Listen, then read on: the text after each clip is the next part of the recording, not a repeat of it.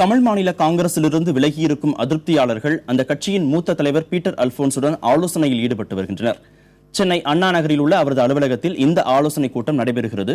தேமுதிக மக்கள் நல கூட்டணியில் தமாக இணைந்ததற்கு கட்சியின் மூத்த தலைவர்களான பீட்டர் அல்போன்ஸ், SR பாலசுப்ரமணியம் உள்ளிட்டோர் அதிருப்தி வெளியிட்டனர். இவர்களில் சிலர் தமாகவிலிருந்து விலகி மீண்டும் காங்கிரஸில் இணையலாம் என்று கூறப்படுகிறது. இதனிடையே அதிமுகவில் சேரப்போவதாக வெளியாகியிருக்கும் தகவலை SR பாலசுப்ரமணியம் மறுத்திருக்கிறார்.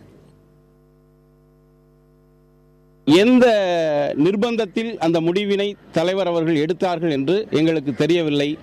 அவருக்கு ஏற்பட்டிருக்கிற அந்த நிர்பந்தத்திற்கு என்ன காரணம் என்றும் புரியவில்லை.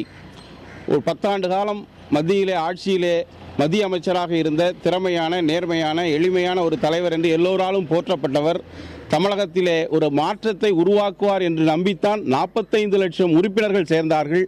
அந்த 45 லட்சம் உறுப்பினர்களுடைய எண்ணத்திற்கும் தமிழக மக்களின் நம்பிக்கைக்கும் விரோதமான ஒரு முடிவினை இன்றைய தினம் எடுத்திருக்கிறார்.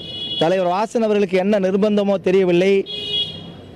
அவருக்கே விருப்பமில்லாத கூட்டணி என்றுதான் சொல்லுகிறார்கள். தொண்டர்கள் மீது இப்படி திணித்திருப்பது, அவரை நம்பி வந்த பல லட்சம் பேரை இன்றைக்கு தெருவிலே நிறுத்தியிருக்கிறார்கள்.